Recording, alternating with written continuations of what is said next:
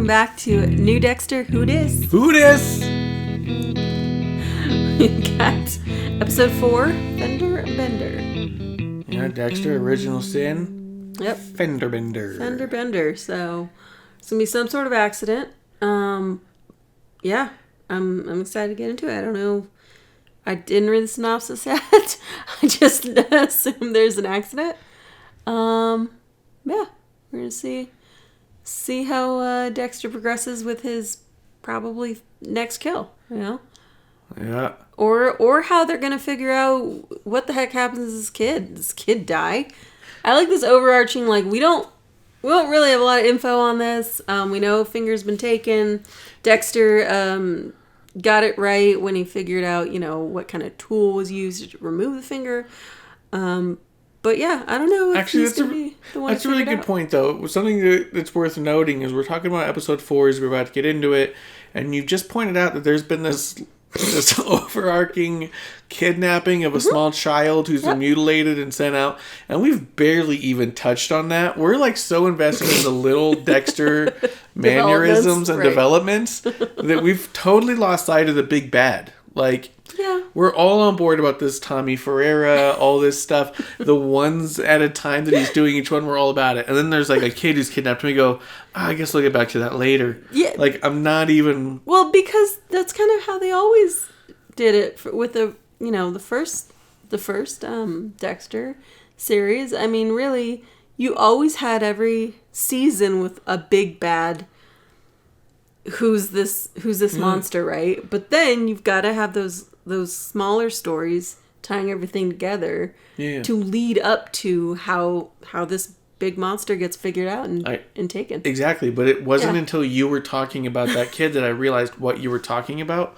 And that's my point, is that usually 4 episodes in, you're like, we're coming after the Trinity Killer, this one, they're calling this one the Iceman or whatever. Like, we're all about who it is already. Mm-hmm. This one, we're 3 episodes all the way in, and I totally forgot that there's a big bad thereafter, and that's the one. Yeah. I kept going in my mind, I wonder who the big bad's going to be. But once you said that, I realized, it's been there the whole time, and it's been such a minor part of the story. We're so invested in Dexter's development, as well as, really seeing more of his mom. To see what she was like, how she got wrapped in this world, and, we know how it ends for her, but I think we're just so interested in those nuggets at this point. But I think maybe this has something to do with it. Well, let's see. Dig in. Let's take a stab at it. Okay. What? That's so much.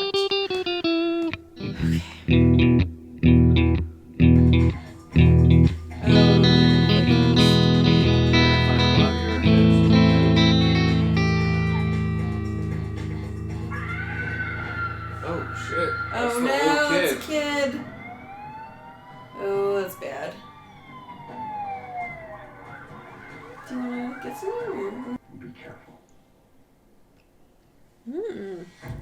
Giving him the go-ahead.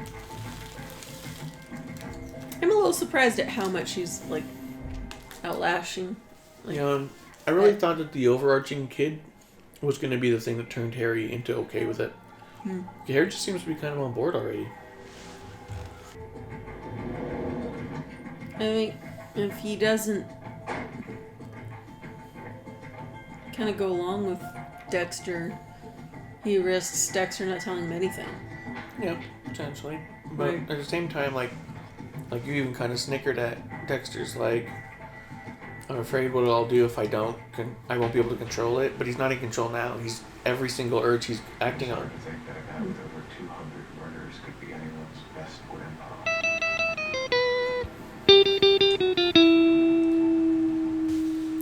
Alright, so we are getting through Fender Bender.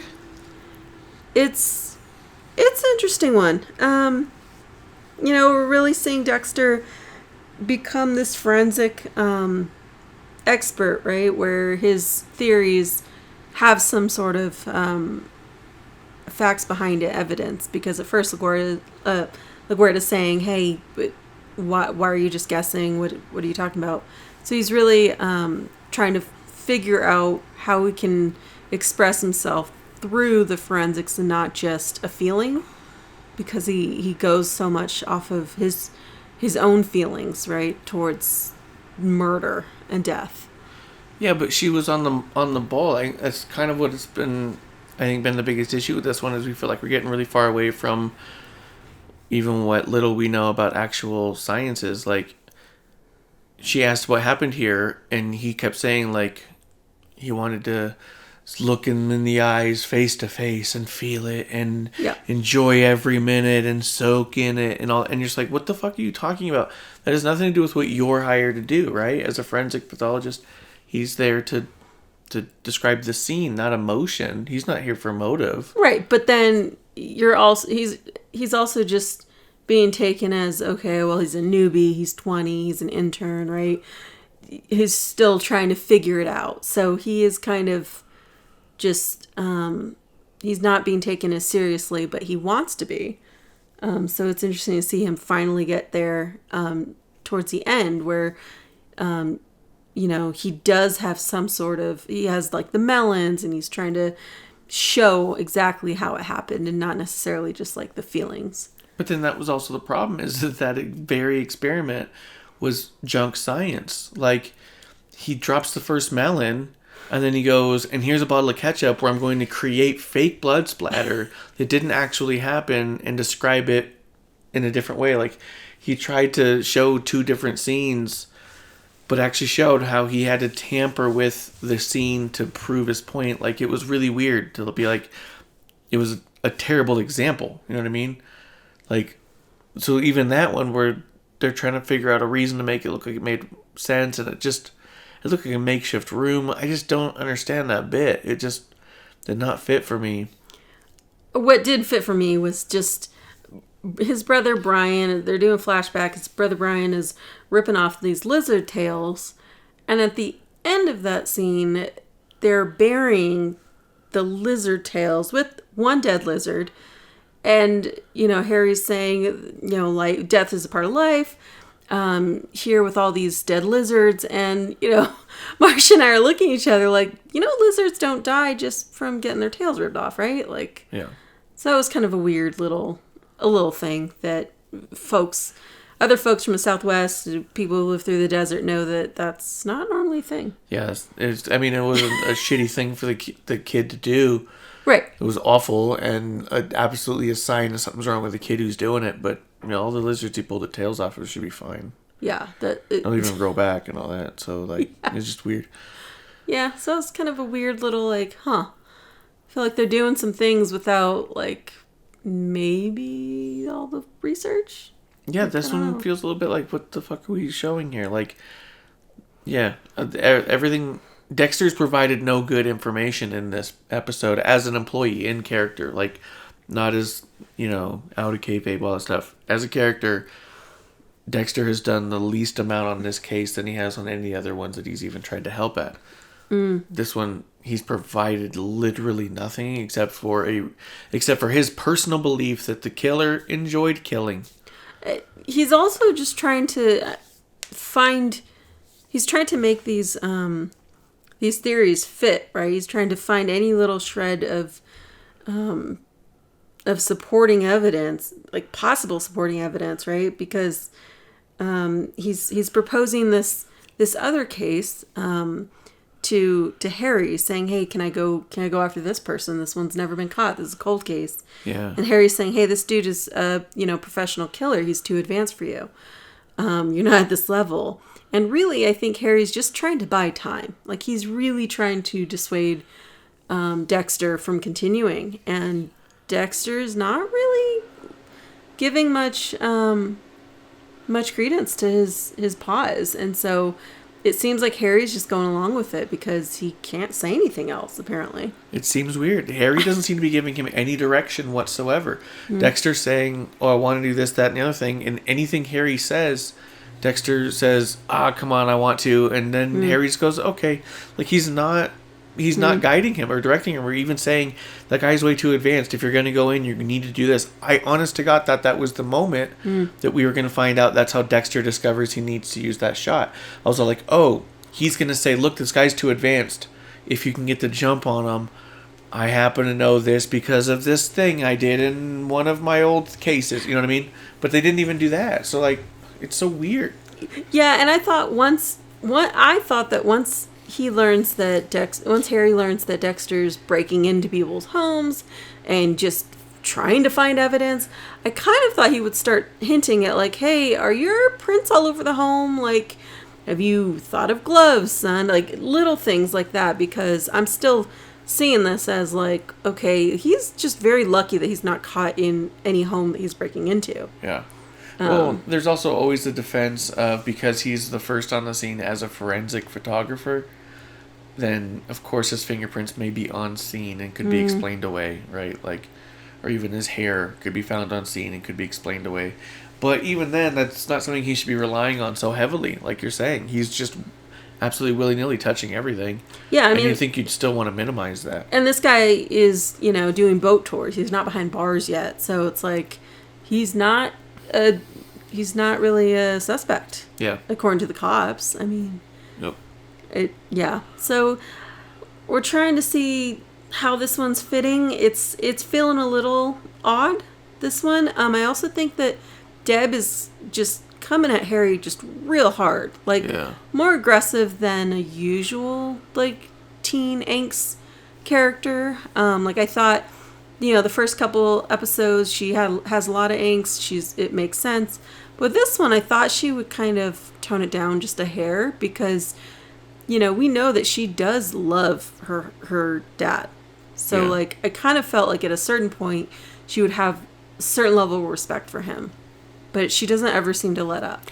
I was trying to figure that out, if in my mind they were intentionally making it so that if what they're showing is true, that means that in Dexter, the first run, every flashback where they were all, like, respecting Harry and looking up to him would all be rose-colored glasses in hindsight. Oh, I mean, was it actually that they were so shitty to him that when he dies the way that he does... Guilt.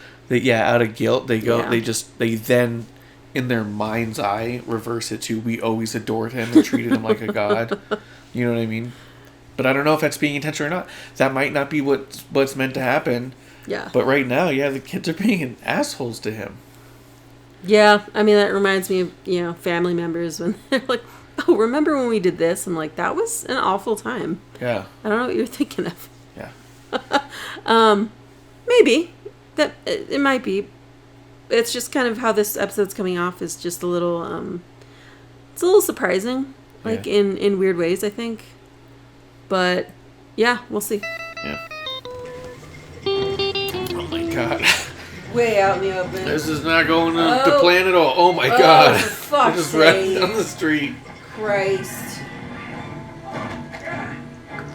Oh, I was gonna say. Holy shit. That's the hit and run. Yep. I was like, wait a minute. Fender Bender. I was like, there has to be a Fender. Yep. Oh my god. That's it. Okay, here we go. Let's talk about it. Alright. Let's talk about it. You want to talk about it? Be about it. Talk about it. I'll let it play underneath. Alright, so we just finished Fender Bender.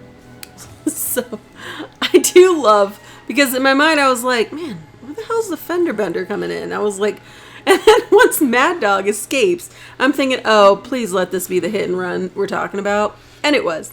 It was. And I do assume, like you suggested a second ago, that, Mad Dog has this beautiful boat. Is this the new Dexter boat? Is he just going to inherit this, this expert killer's boat?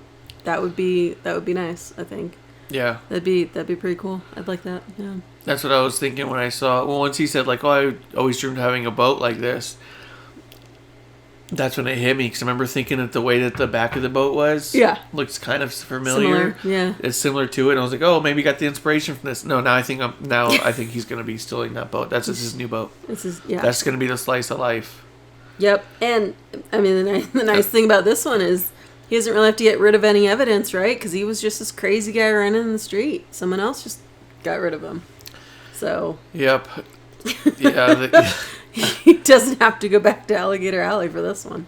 Yeah, I guess not. I will see how it plays out, because obviously there'd be an investigation of what was he doing running through the street in his underwear, and how much time does he have to go back to the house? Like, is he going to have time to clean it up? Are they going to see everything? Yeah. You know what I mean? Like, I just don't know what's going to happen here, because now that the death has happened in a public road, it changes the plan, so... I'm still kind of amazed at, this is his third, his 2.5, right? He didn't really kill this guy, but this is his third attempt at a murder, and he's just like... He's just bashing him with these guitars. He's just making a big mess. Yep. So I'm just wondering, like, okay, at what point are they going to go back to someone's home and say that this looks like there was a fight? Yep. Yeah. He is not smooth. He has not picked up a syringe at all. Like, yeah. I wonder at what point we're gonna see him do that. But we only have 10 episodes in this series, so this season we're 4 in now. So yeah, I'm curious too, because like you said, he's been really, really sloppy, and it hasn't come back to bite him in the ass. And even when he said how big of a problem it was going to be because he kept those earrings, it really wasn't that big of a problem at all, realistically. Yeah. Like, when from his perspective, he has no idea that they almost ended up at a pawn shop. Right. But from his perspective, Deb found him, gave him to her friend. He got him back. He threw him in the swamp. That's not that bad. Yeah. He was nervous for a week, tops. Yeah. Nobody knew where they were. I mean, so even that. Yeah, Harry's the only one that really understands, like, the ramifications of everything he's doing. Yeah. But yeah, I mean, it's... it picked up at the end, I would say, this episode. Yeah. It is kind of funny to me in that I think of, original Dexter and how we were introduced to the precinct as, like, this place that, hey, there's a lot of murders that happen, and, the precinct's a little sloppy. And in this iteration of Dexter just being so new to the precinct, it's, he's seeing it as everything is just, they're so on point, right? Yeah. Everyone knows their job. They're so good at their job. And so it's just kind of funny to see, like, that dynamic, the opposite. Yeah. Yeah. The opposite kind of perspective. Yeah. Yeah. Yeah. Let us know what you guys think of how Dexter Original Sin's going. Yeah. I'm liking it so far. Personally, I think they did an awesome job with the casting. Yeah. Just phenomenal. Yeah. They've really nailed down just the little... just the little characteristics of them. Yeah. Of all of them. Yeah. The tone that they always take, like LaGuardia, just the expressions that she makes in between her sentences and the pauses that she gives, like, just all of them are just doing such a great job. Yeah. It's awesome. Yeah. Yeah. I think that's it for this episode, though. I'm interested to see where this this murder of the child, where that leads, because I kind of have no clue right now. They have thoughts of, like, maybe the cartels, maybe not. It really seems like that's just going to be like a case that maybe we'll get to towards the end, but, like, I've got no hints right now. Yeah, I mean, clearly it's not going to be the cartel, because, like they said, if the idea was to tell a message, then how come the people who would receive that message don't understand it? You know what I mean? Like the fact that they went to, like, the narcs and they had no idea what they were talking about, or why they would, or anything like that. So it's clearly not the cartels, but the only thing we knew was that he had kidnapped that child and cut the finger off. So how are we going to tie the next one to it? Is it going to be another kid? Maybe it is bad. Also going to be interesting to see how Dexter reacts to, like, if he is the one that makes a connection or finds some sort of evidence, is he going to be able to control himself and not just take matters into his own hands? Is he going to allow, his dad and the cops to actually do their job, or is he going to keep it? Because he used to always take cases from Deb. Yeah, but I also thought that there was how it started was that Harry specifically gave Dexter cases of people who were falling through the cracks they couldn't convict. So I thought that in this case, I think what it's kind of gearing up is that it's going to be a series of children getting murdered they're gonna know it's him, and the guy's gonna get off on a technicality, and then Right. Harry's gonna go to Dexter and saying, "You can't let him get away," And so, I don't know if that's gonna be done in 5 episodes, like. Yeah. So we'll see. We'll see. Yeah. But yeah. Thanks for coming through and taking a stab at this one with us. Thanks for killing it with us. And stay tuned. Stay tuned for more Dexter Original Sin. New Dexter. Who dis? Who dis?